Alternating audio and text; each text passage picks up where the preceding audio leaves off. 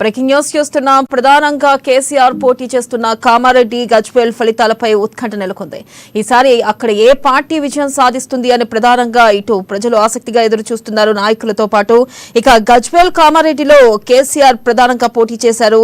ఇక కామారెడ్డిలో కొడంగల్లో రేవంత్ పోటీ నెలకొంది. ఈ నేపథ్యంలో ఇటు కామారెడ్డిలో ఎవరు విజయం సాధిస్తారనేది ఒక పక్కన ఉత్కంఠ లేకున్న నేపథ్యంలో ఇటు గజ్వేల్లో కేసీఆర్ పై ఈటెల రాజేందర్ పోటీ చేశారు. మరి ఈసారి ప్రధానంగా చూసుకున్నట్టయితే కేసీఆర్ పోటీ చేసిన 2 నియోజకవర్గాల నుంచి చూసుకున్నట్టయితే ప్రధానంగా పోటీ కామారెడ్డి నుంచి ఇటు కేసీఆర్ తో పాటు రేవంత్ రెడ్డి పోటీ చేయగా ఇక గజ్వేల్ నుంచి ఈటెల రాజేందర్ కూడా పోటీ పడ్డారు. మరి ఈ 2 నియోజకవర్గాల్లో ఇటు కేసీఆర్ గెలిచే అవకాశాలు కనిపిస్తున్నాయా, మరి లేకపోతే కేసీఆర్ ఇటు కాంగ్రెస్ చేతిలోనూ అలాగే బీజేపీ నేత ఈటెల రాజేందర్ చేతిలో ఓడిపోయే అవకాశాలు ఉన్నాయా? ప్రజెంట్ సిచ్యువేషన్స్ అక్కడ ఎట్లా ఉన్నాయనేది మాకు మరింత సమాచారాన్ని మా ప్రతినిధి నవీన్ అందిస్తారు. నవీన్, చెప్పండి, ప్రధానంగా అక్కడ పోటీ ఎలా నెలకొని ఉంది, మరి ప్రజా తీర్పు ఎలా ఉండబోతుందంటారు? మరి కొద్దిసేపట్లోనే ఎన్నికల ఫలితాలు ప్రారంభం కానున్న, కౌంటింగ్ ప్రక్రియ ప్రారంభం కానున్న నేపథ్యంలో అక్కడ ఫలితాలు ఏ విధంగా ఉండే అవకాశం ఉందంటారు? Thank you Vinod. ముఖ్యంగా తెలంగాణ ఎన్నికల ప్రక్రియ కీలక ఘట్టము చేరుకుందని చెప్పొచ్చు. ముఖ్యంగా కీలక ఘట్టం, ఎన్నికల ప్రక్రియ సంబంధించి కీలక ఘట్టం, చివరి ఘట్టమైన ఎన్నికల ఓటింగ్ మరి కాసేపట్లో కూడా ప్రారంభం కానుంది. ఇది మన నిజామాబాద్ జిల్లా ఇటు కామారెడ్డి జిల్లా సిఎంసి కౌంటర్ సెంటర్ వద్ద ఉన్నాం. సిఎంసి సెంటర్ వద్ద కూడా ఇప్పటికే ఎలక్షన్ డ్యూటీ అధికారులు ఇక్కడికి చేరుకున్నారు. ఉదయం 8 గంటలకు పోలింగ్ ప్రారంభం అయితే గత 2 రోజుల తర్వాత ఇది బియ్యంలను కూడా ఈ రోజు తెరవనున్నారు. ముఖ్యంగా మొదటగా పోస్టల్ బ్యాలెట్ పత్రాలను ఓపెన్ చేయనున్నారు. దాని తర్వాత కూడా ఇవి ఓపెన్ చేసి ఇది చేయనున్నారు. ముఖ్యంగా నిజామాబాద్ జిల్లా చూసుకుంటే 6 నియోజకవర్గాలు ఇక్కడ ఉండగా ఇటు కామారెడ్డి జిల్లా సంబంధించి 3 నియోజకవర్గాలు ఉన్నాయి. అయితే ముఖ్యంగా నిజామాబాద్ ఇటు కామారెడ్డి జిల్లాలో చూసినట్లయితే సీఎం కేసీఆర్ తో పాటు ఇటు టీపీసీసీ ప్రెసిడెంట్ రేవంత్ రెడ్డి కూడా బరిలో ఉండడంతో కూడా ఇక్కడ ఎన్నికల ఫలితాలపై పూర్తిగా ఉత్కంఠ పరిస్థితి నెలకొందని చెప్పొచ్చు. ముఖ్యంగా ఇటు ఇటు త్రిముఖ పోటీ మాత్రం ఇక్కడ కామారెడ్డి జిల్లాలో నెలకొందని చెప్పొచ్చు. ముఖ్యంగా కామారెడ్డి జిల్లాలో మొత్తం 11 టేబుల్లను ఏర్పాటు చేశారు.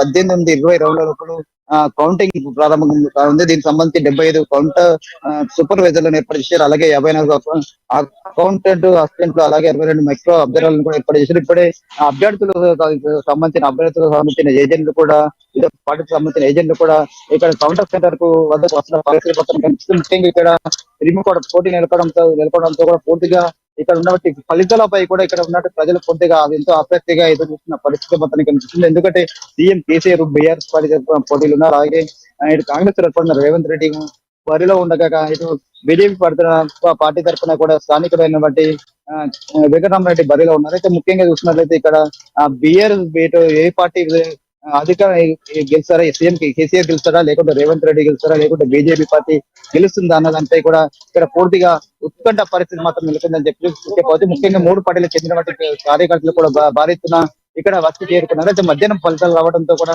సంబరాలు చేసేందుకు కూడా ముఖ్యంగా ఇక్కడ ఉన్నటువంటి పార్టీ కార్యకర్తలు కూడా తలముఖమైన పరిస్థితి మాత్రం కనిపిస్తుంది. మరోవైపు చూస్తున్నట్టయితే ముఖ్యంగా కామారెడ్డి జిల్లాలో 2 ప్రముఖుల పోటీలు ఉండడంతో కూడా బెట్టింగ్ కూడా జోరుగా సాగిందని చెప్పచ్చు. అక్కడే మహారాష్ట్ర చెందినటువంటి వాళ్ళు లక్షల కోట్ల రూపాయల బెట్టింగ్ చేయడంతో కూడా చేస్తున్న పరిస్థితి మాత్రం కనిపిస్తుందని చెప్పి ముఖ్యంగా ఇటు రాష్ట్ర వ్యాప్తంగా అందరి చూపు కామారెడ్డి వైపు ఉన్న పరిస్థితి మాత్రం కనిపిస్తుందని చెప్పవచ్చు. ప్రధానంగా కామారెడ్డిలో ఏ పార్టీ వచ్చే అవకాశం ఎక్కువగా ఉంది నవీన్? ప్రధానంగా చూసినట్లయితే కామారెడ్డిలో త్రిముఖ పోటీ మాత్రం నెలకొందని చెప్పవచ్చు. 3 పార్టీలు కూడా ఎన్నికల ప్రచారంలో ముందుకు సాగిన పరిస్థితి. కేసీఆర్ తరఫున కేటీఆర్ ప్రచారం చేయగా రేవంత్ రెడ్డి తరఫున రేవంత్ రెడ్డితో పాటు రాహుల్ గాంధీ కూడా ఇక్కడ ప్రచారం చేశారు. బీజేపీ పార్టీ తరఫున జాతీయ నాయకులు కూడా ఇక్కడ ప్రచారం చేసిన పరిస్థితి మాత్రం కనిపిస్తుంది. ముఖ్యంగా ఇక్కడ చూసుకున్నట్లయితే కాంగ్రెస్ తో పాటు బీజేపీ ఎక్కువ 2 ఇద్దరి మధ్యలో పోటీ నెలకొందని చెప్పచ్చు. ముఖ్యంగా ఇక్కడ మాత్రం చూసుకున్నట్టయితే కాంగ్రెస్ పార్టీ తరఫున ఉన్నటువంటి రేవంత్ రెడ్డి కూడా గెలిచే అవకాశాలు ఉన్నాయని చెప్పి కూడా ఇక్కడ స్థానికులు చెప్తున్న పరిస్థితి మాత్రం ఉందని చెప్పదు. ఇటు ఎన్నికల సర్వే వివిధ సంస్థలు చేసిన సర్వేలో కూడా కాంగ్రెస్ పార్టీ గెలుస్తుందని చెప్పి కూడా సర్వే వస్తున్న పరిస్థితి మాత్రం ఉందని చెప్పవచ్చు. చూసుకున్నట్టయితే ప్రధానంగా ఇప్పుడు ఈటెల వర్సెస్ కేసీఆర్ అన్నట్లుగా పోటీ సాగుతుంది. ఈ నేపథ్యంలో మరి ఈటెల గెలుపొందే అవకాశాలు ఉన్నాయా, లేకపోతే కేసీఆర్ గజ్వేల్లో గెలుపొందే అవకాశం ఉందా అంటారా? ప్రధానంగా అక్కడ ప్రజల నాడి ఎవరి వైపు ఎక్కువ మొగ్గు చూపుతున్నారు? గజ్వేల్లో చూసినప్పుడు ప్రధానంగా ఇటు అక్కడ చూసుకుంటే సీఎం కేసీఆర్ ఇటు బిఆర్ఎస్ పార్టీ తరఫున బరిలో ఉండగా ఇటు బీజేపీ తరఫున ఈటెల రాజేందర్ కూడా బరిలో ఉన్నారు. ముఖ్యంగా అక్కడ ఈటెల రాజేందర్ కూడా అక్కడ కంచు ఎక్కువగా ప్రజలు అరెస్ట్ చేస్తున్న పరిస్థితి ఎందుకంటే అతను బిఆర్ఎస్ పార్టీలో ఉన్నారు. అక్కడ చాలా బిఆర్ఎస్ పార్టీలో అవమానపడి మరి కాంగ్రెస్ ఇటు బీజేపీ పార్టీలో ఎక్కడైతే అక్కడ ఈటెల రాజేందర్ కూడా పూర్తిగా సానుభూతి ఉన్న పరిస్థితి కనిపిస్తుంది. అక్కడ కావచ్చు, ఇటు కామారెడ్డి జిల్లా కావచ్చు, ఇటు గజ్వేల్లో కావచ్చు, పూర్తిగా ఇక్కడ రేవంత్ రెడ్డి కూడా అక్కడ ఈటెల రాజేందర్ పిలుస్తారని సర్వేలు వస్తున్న పరిస్థితి పత్రం ఉందని చెప్పవచ్చు. కామారెడ్డిలో కానీ గజ్వేల్లో కానీ ఇప్పుడు ఎన్ని కౌంటింగ్ కేంద్రాలను ఏర్పాటు చేశారో, అలాగే ఏ పార్టీ ఫలితాలు ఎప్పుడు వచ్చే అవకాశం ఉంది? ప్రధానంగా చూసుకున్నట్టే తుది ఫలితం ఈ రెండు నియోజకవర్గాల్లో ఎప్పుడు వచ్చే అవకాశం ఉందంటారు?